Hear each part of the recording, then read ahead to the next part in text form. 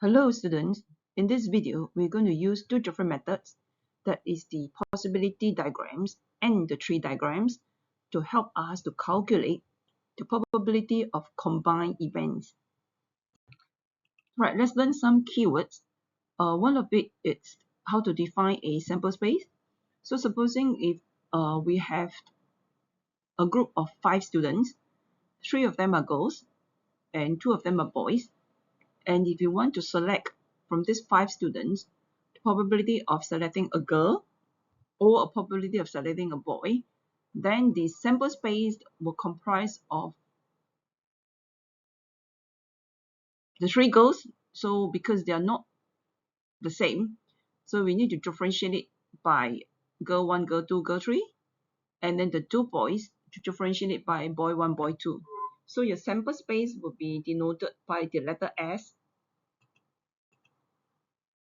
equals to a curly bracket G1, G2, G3 separated by commas, and then B1, B2, and then close it with another curly bracket. So that will be your sample space.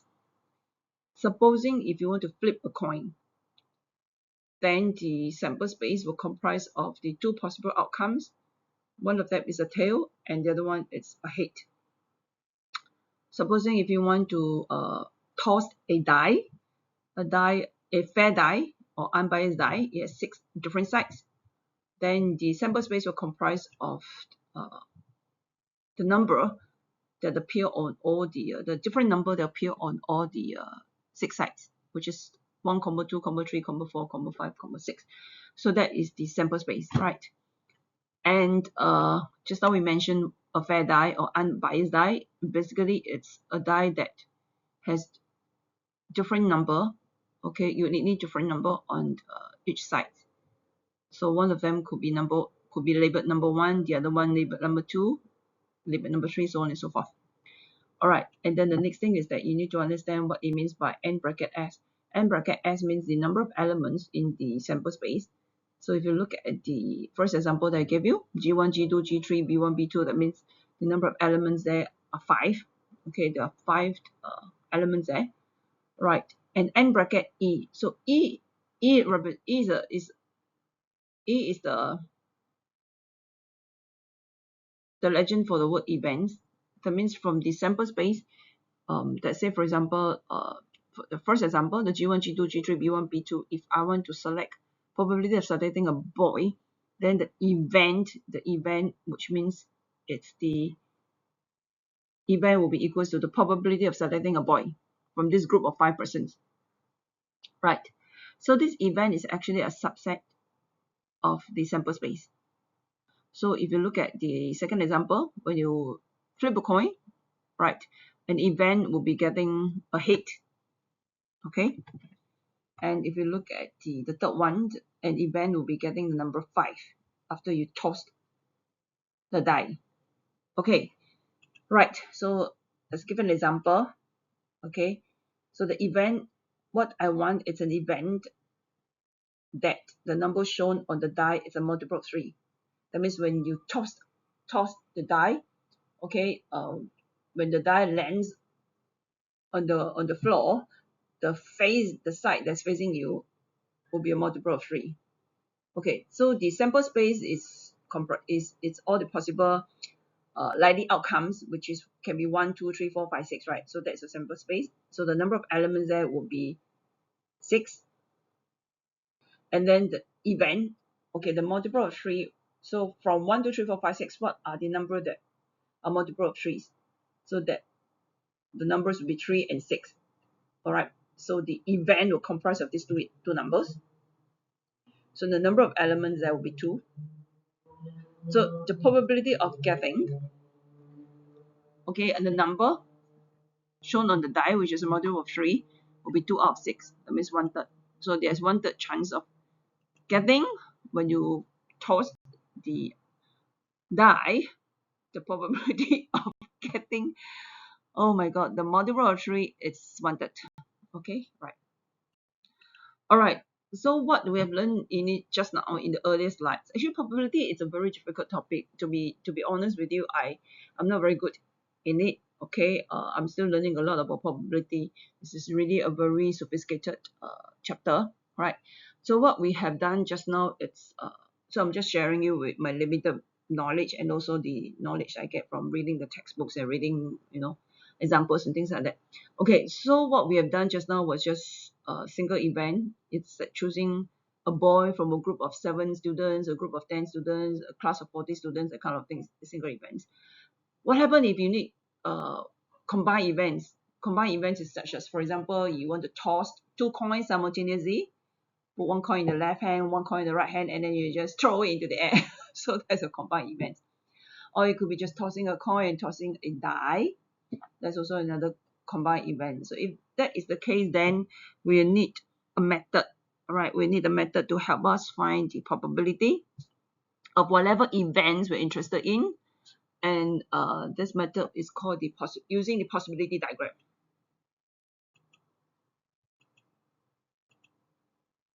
Okay, so you can read it yourself. A possibility diagram is used to represent the sample space of a 2-stage probability experiment where each outcome has 2 components. Okay, so let me give you the example. So for example, the one that is shown on the left hand side, that is a possibility diagram, right? So you're actually tossing 2 die, first die and second die. So you can show on the first die on the horizontal axis, second die on the vertical axis, right? So it can represent, each outcome can be represented by a little dot, right? So for example, 1 2 1 2, if you see 1 2, it means the first die will have the number 1, and then 2, the second die will have the number 2. So 1 2 is different from 2 1. Okay, 2 1 means the number on the first die is 2, the number on the second die is 1. So 1 2 and 2 1, they are not the same. Okay, so if you look at the whole the possibility diagram, then there will be the number of elements in this sample space will be 6 times 6, 36. So there are 36 possible outcomes. Okay, right.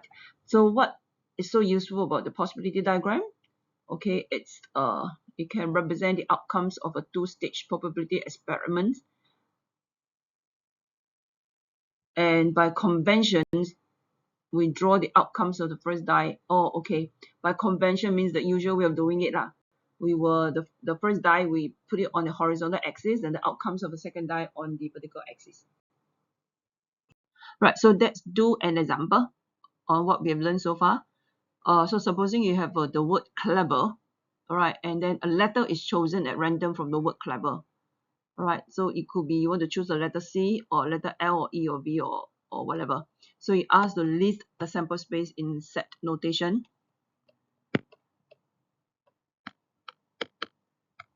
So we can represent sample space with the letter S, and then start off with equal curly bracket. Okay, with the letter C, L. Okay, take note that there are 2 E's there, so we need to differentiate it. So we can call it E1 followed by B, and the second E, you can call it E subscript 2, and then followed by R. So this is how you list the sample space. So the number of elements there will be 1 2 3 4 5 6 elements there. Okay, let's look at part 2. All right, so what's the probability that the chosen, so it's a letter E. So so you see that there are 2 E's there, right? So the chances will be 2 out of 6, which is 1/3.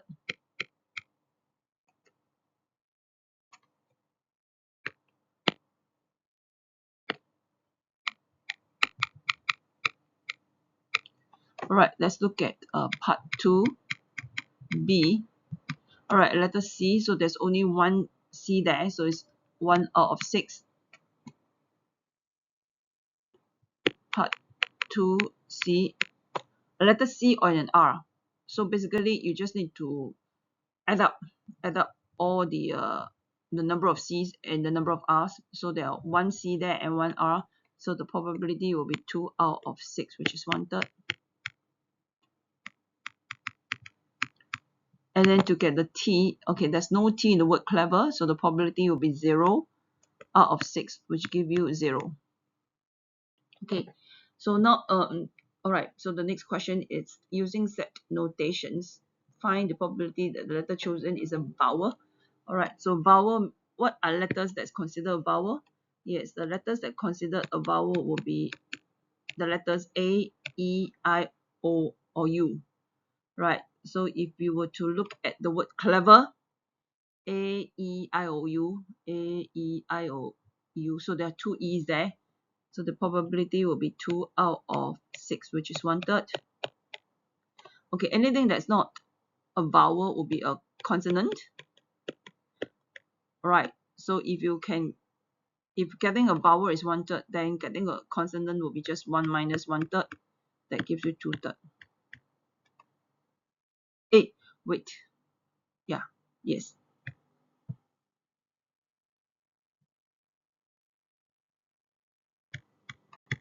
Okay. All right, let's look at another question on how we can actually use the possibility diagram to help us solve this uh, problem.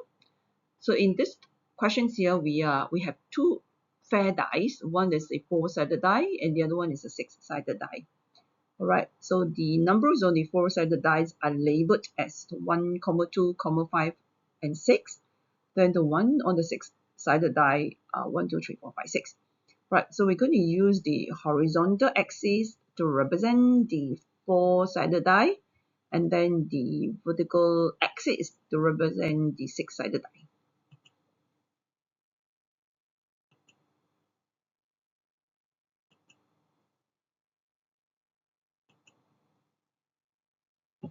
Alright, so let's label the horizontal axis. So this will be my 4-sided die, fair die, to be fair, okay, to the die. So let's write down the word fair, 4-sided fair die. And the other one is a 6-sided. Let me use different color so that you can see, differentiate it from the text. So this is a 6-sided fair die. Alright, so if you're going to toss this both dice together, then what are the possibility outcome? Yes, you can do it many times, and it's possible to get on the 4-sided fair die 1, also the 6-sided fair die 1. Right, it can be on the 4-sided fair die the number 2, and then the 6-sided fair die number 1, 5, 1, 6, 1, 1, 2, 1, 3, 1, 4, so on and so forth. So the possible outcomes will be all this. You can use little dots to represent it. So the number of elements in this whole sample space will be 6 times 4. You can count the number of dots there. So those little dots represent the possible outcomes, equally likely outcomes,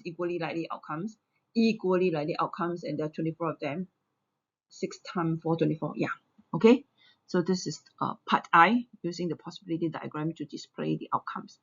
Part 2, part A, we need to find the probability that both dice show the same number.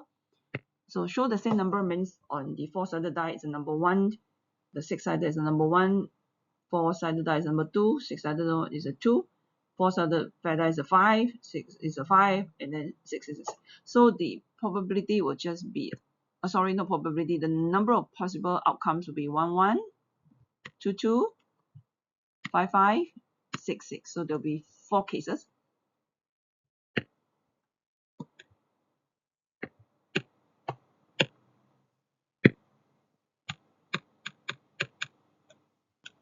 So that will be 4 cases out of just now.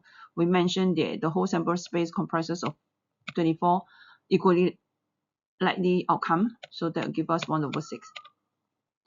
Alright, let's look at part 2b. Right, the number shown on the 4-sided die is greater than the number shown on the, okay, so 4-sided one is greater. Right, so which are the number that we look at? Obviously, we don't want to look at the number 1. Number 1 is the same as number 1, but it's less than 2, less than 3, less than 4, less than 5, less than 6, right? The number 2 also, 2, it's more than 1.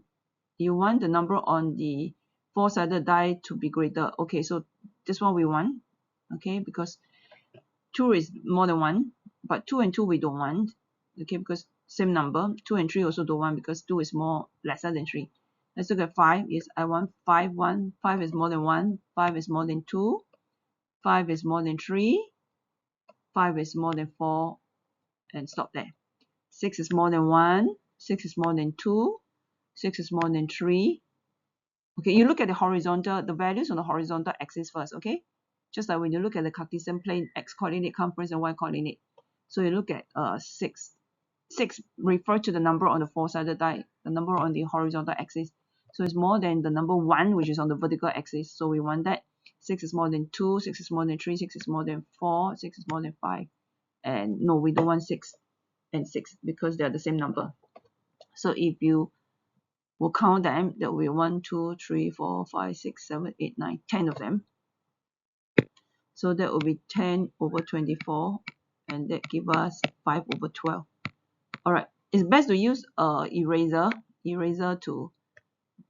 to circle all this answer. Then you can just erase it. Otherwise, it's quite confusing. And when you do the next one, okay, it's best to just erase it. So when you do the next one, yeah, okay. Right, I don't know what's wrong with me these days. I keep repeating the same things, like, you know. Okay, never mind. So the numbers shown on both dies are prime numbers. Okay, so prime numbers, right? So do remember that the smallest prime numbers, it's number 2. Okay, smallest prime is 2. Basically, a prime number has 2 different factors. Remember, 2 different factors, 1 and itself. Therefore, 1 is not a prime number because 1 is 1 times 1. But 1 times 1 is the same number, right? We want it to be 2 different factors. So the smallest prime is 2, followed by 3, 5, 7, 11, 13, so on and so forth. Okay, right. So the number shown on both dies are prime number. So it can be 2, 2. That means a different color. 2, 3. 2, 4 is not because 4 is not the prime. 2, 5. 6 is not the prime. 5, 2. 5, 3. 5, 5. 6. Okay, that's all. 1, 2, 3, 4, 5, 6. So 6 of them over 24. That gives you 1/4. Alright, so let's look at the next questions. So in this questions here, we have a bag, B-A-G, and inside this bag there contains 5 cards.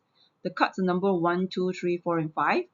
So basically, you just put your hand into the bag, take out one card, okay, and then you record the number, and then after that you put it back again, put the card back into put the card back into the bag, and then you draw a second one, a second card, okay. So this is called yeah. So you take it out and you put it back. So that means at each time you always have 5 cards in the bag. Okay, 1, 2, 3, 1, 2, 3, 4, 5. All right. So you asked to use a possibility diagram to show the outcomes, right? So what I've done there, I've already drawn the horizontal axis and the vertical axis. Okay, and then the horizontal axis will show the number on the first card. The vertical axis will show the number on the second card. Okay, and then if you look at all the equally likely outcomes, there are 25 of them. Okay, there are 25 possible outcomes.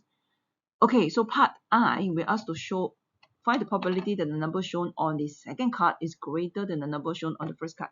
So that means the number on the first card is smaller than the second card, smaller than the second card.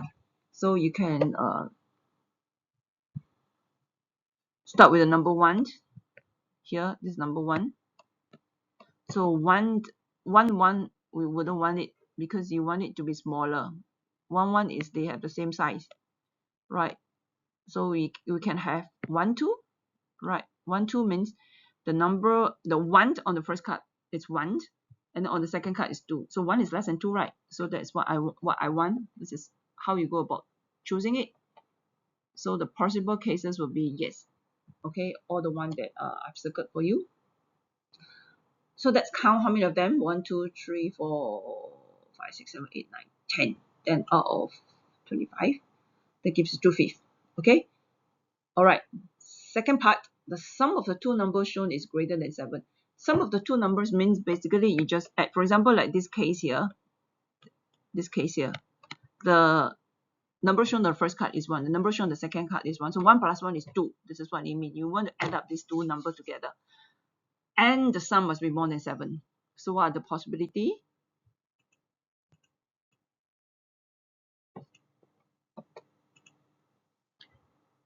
Okay, so the possibility would be, okay, if you look at what I've just triangulized it up, circle it up, triangle up, like if you look at this case here, okay, on the first card is the number 3, on the second card is number 5, so 3 plus 5 is 8, and 8 is more than 7, okay, and then so on and so forth. So there are how many cases there? 6 cases out of 25. Okay, last part 3, the product means you just multiply these two numbers together. It must be greater than 10. So let me give you an example.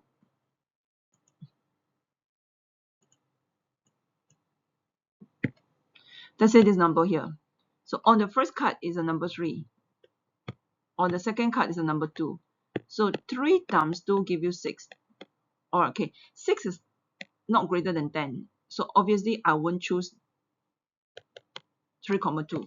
It does not satisfy the condition. The condition it must be such that it's more than 10. This is what it means. Alright, so what are the possibility? Okay, the ones that I have square it up or block it up or whatever you call it. So there are 1, 2, 3, 4, 5, 6, 8 cases altogether.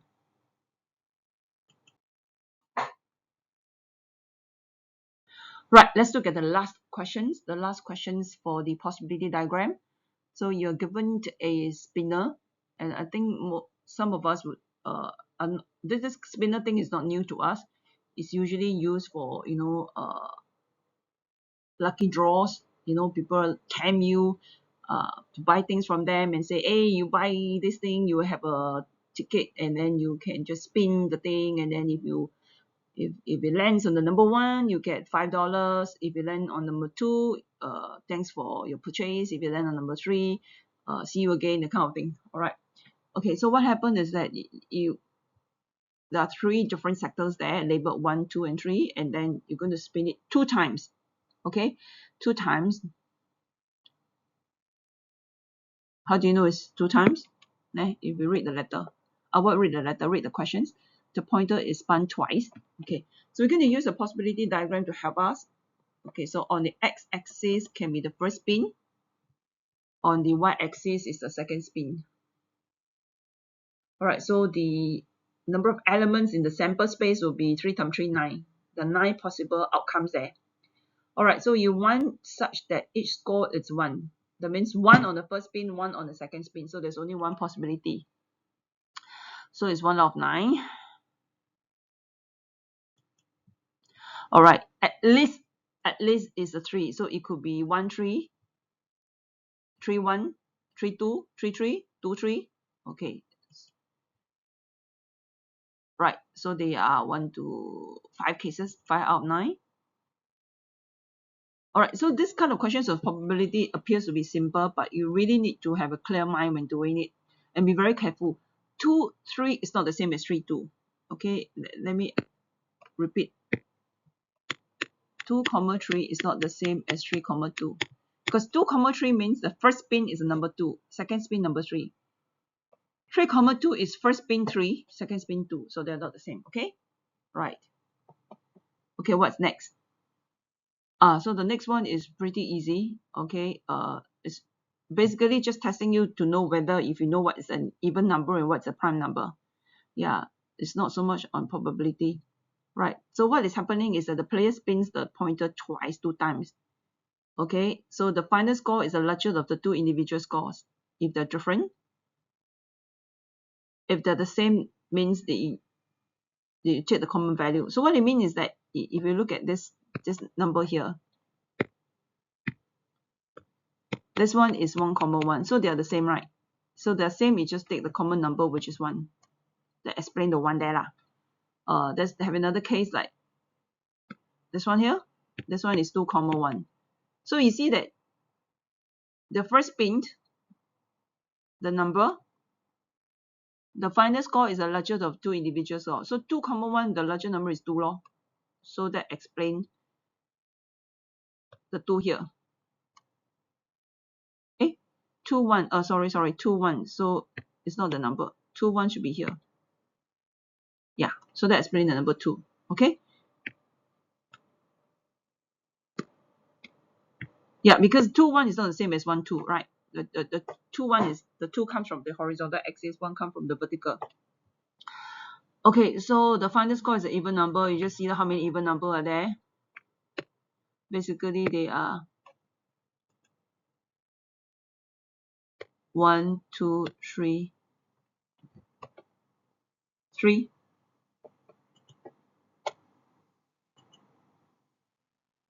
Okay, so 3 out of 9, 1/3. So a prime number, right? 1 is not a prime number, so remember that.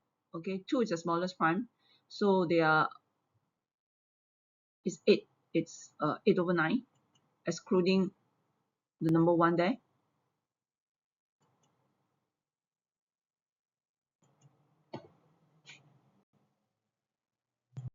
Right, so we are not done yet, because the next method that will help us to solve, to find the probability of a combined events, will be using the tree diagram. Alright, so this table actually summarizes at which stage of the probability experiment what method we can use to find the probability. So for example, if it's at one stage where you just toss one coin or select one girl from a group of 7 girls, select one girl from a group of 7 persons, and then of course the method will just represent list out the sample space, list out the event, and then for example, if you want to find if your sample space comprises of girl 1, wait, better do it properly, it's a curly bracket, girl 2, B1, that means 3 person there, that's your sample space. And then if you want to find probability of selecting a girl, right, then the probability will be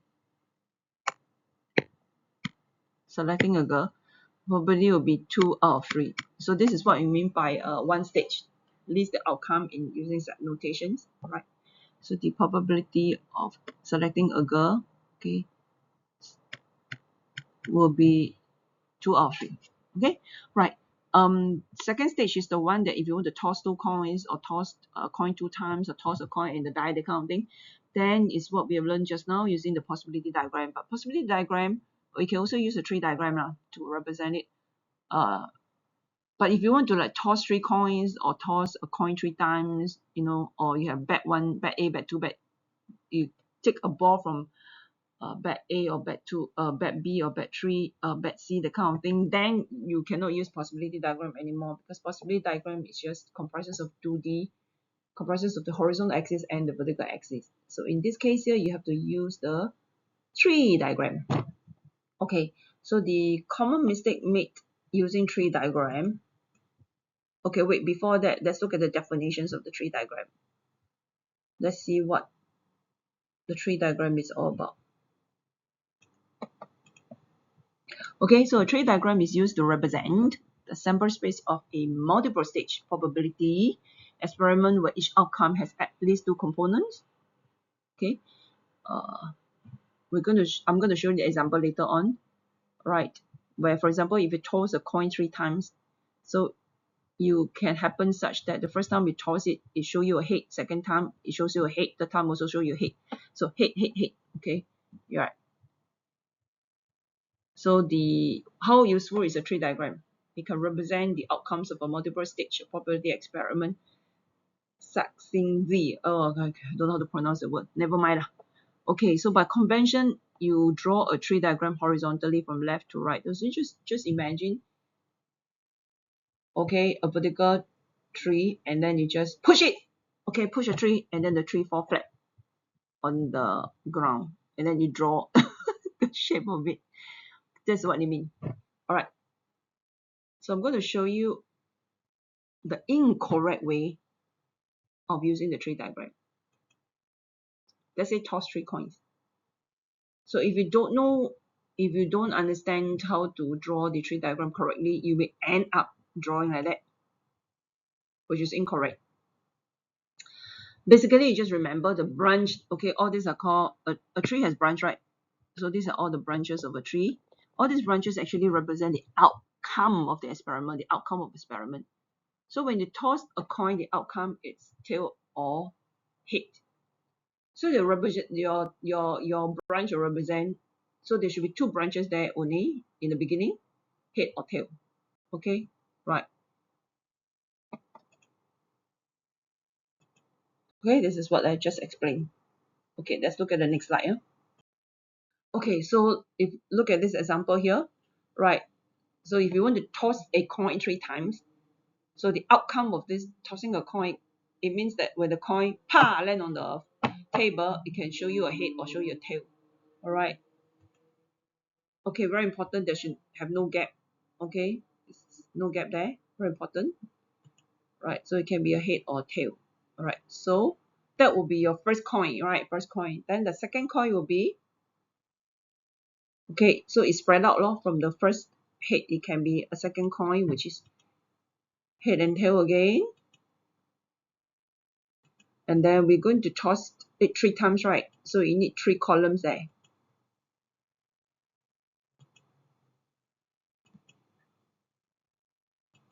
Okay, please don't fall asleep. It's ending soon. All right. So this column here will represent the first coin. Yeah. Okay. Then the second column will represent the second coin. The third column will represent the third coin. Right. So how do you read this tree diagram? Okay, you read it such that the first coin, you do this many times, you can get a head. And then the second coin also a head, the third coin also a head. So that's explain how we end up with head, head, head. One possibility. It can be, see how we do the branching out how we branch out. It can be head, then tail. Second branch. Okay? Alright. And then it can be what? So we're done with all the head. We're done with head, tail. Now let's go to head, tail. This branch. Head, tail, head. Tail. Okay, there should be a curly bracket. Alright, and then it can be head, tail, head, tail here. Alright, so done with that already. Now go on to the tail. So it can be tail, head, tail. Okay, done. Tail, head, tail. Okay, so done. Tail, head. Done.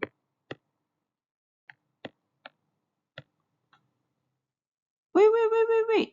Okay. And then the last one. Oh no, tail. Okay, right. So there are how many possible equally outcomes? Yes, 8 of them. Okay, there are possible 8 cases of them. And supposing if the questions require you to get 2 head, 1 tail, 2 head, 1 tail. So what are the chances of getting 2 head, 1 tail? Let's see where they are. Let's erase all this first. Oh, cannot erase. 2 head, 1 tail. So that will be, this is one possibility. 2 head, 1 tail. 2 head, 1 tail. 2 head, 1 tail. That's it. 3 cases out of 8. Okay.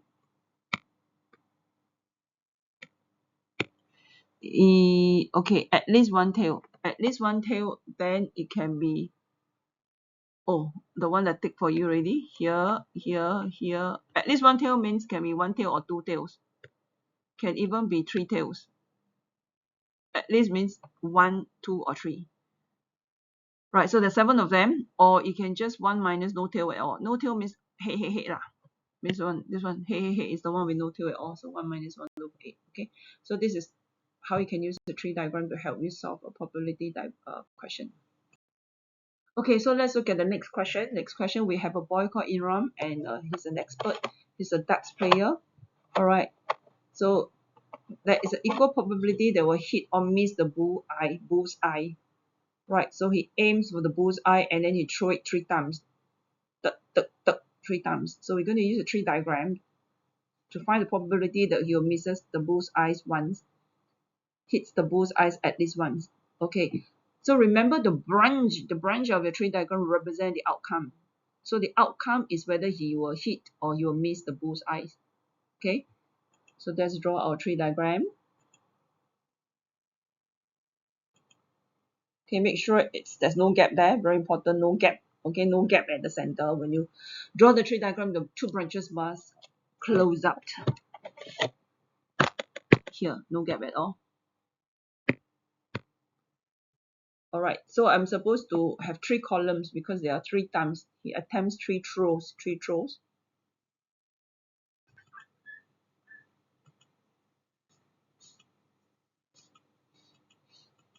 Right, so the first column is first throw, second column, second throw, third one is third throw. Alright, so misses the bull's eyes once. Miss the bull's eyes once. So we won't want to choose miss, because you only want it miss once. So miss, hit also we don't want.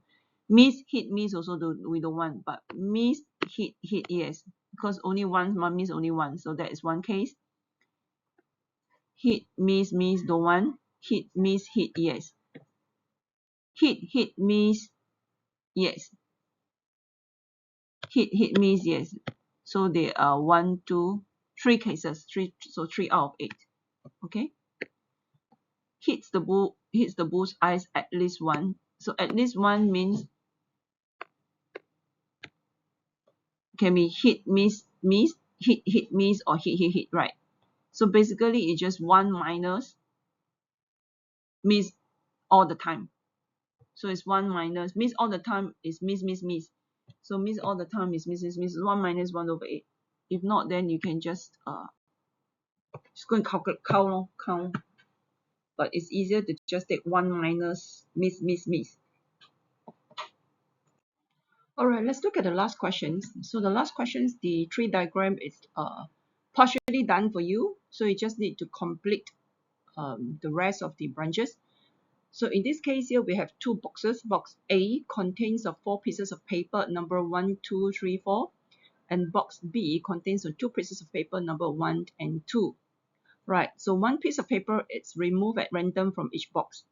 Alright, so remember that the branches of your tree diagram represent the outcomes, okay? So we start with box A. So for box A, there are 4 pieces of paper. So the outcomes, it can be 1, 2, 3, or 4. So therefore, there are 4 branches there. And then the second column will represent box B. Box B has only 2 likely outcome, 2 pieces of paper, numbered 1 and 2. Okay, so the first column is box A, second column is box B. And we're asked to find the sum and products of these 2 possible. After getting the possible outcome, we just need to add them up to get the sum and then multiply them to get the product. Alright, so that's complete the tree diagram. So from the box A, alright, if you draw out the number 2, then it's possible from box B to draw out number 1 or 2. Okay, so this is how you can complete it. So how do you get this number here? So basically, if we draw the number 1, if you draw the card that show number 1 from box A, and then from box B also show the word number 1, 1 plus 1, just take 1 plus 1, that will give you 2. Then 1 times 1 will give you 1. This is how you get your sum and the product. Just repeat again. So you just take 1 plus 2 to get 3. And then 1 times 2 to get 2. So that's how we get the sum and products. Okay.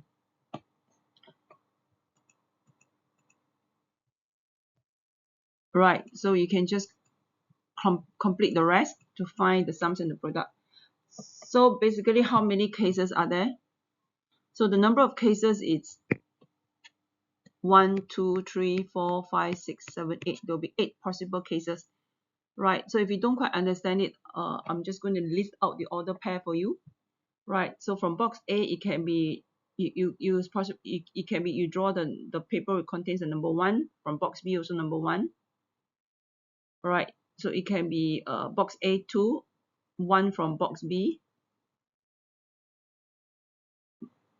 box A1 and then 2 from box B, and 2, all the possible outcome lah, all the possible branches though.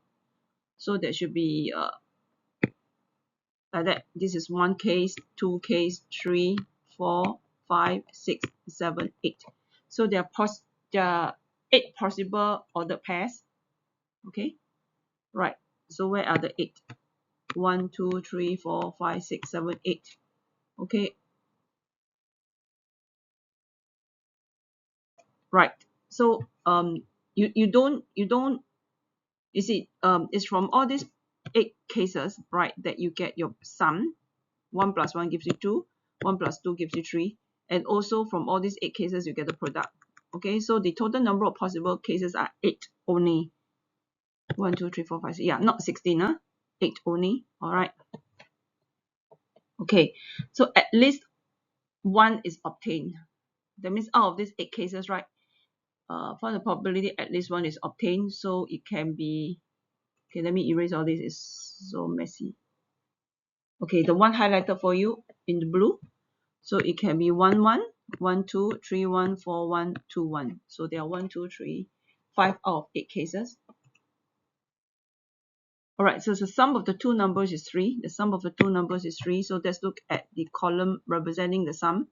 So we can have 1, 2, 2 out of 8. Okay, 1/4. The product of the two numbers is at least 4. At least 4 means can be 4, 5, 6, 7, 8. 4, 5, 6, 7, 8. So let's look at where are they? At least also 4, 6, 4, 8. 1, 2, 3, 4. 4 out of 8 cases half. The sum is equal to the product. Sum is equal to the product. So that where are the cases where the sum is equal to product? 4, 4, 1 case. Oh, 1 case only. So it's just 1 out of 8.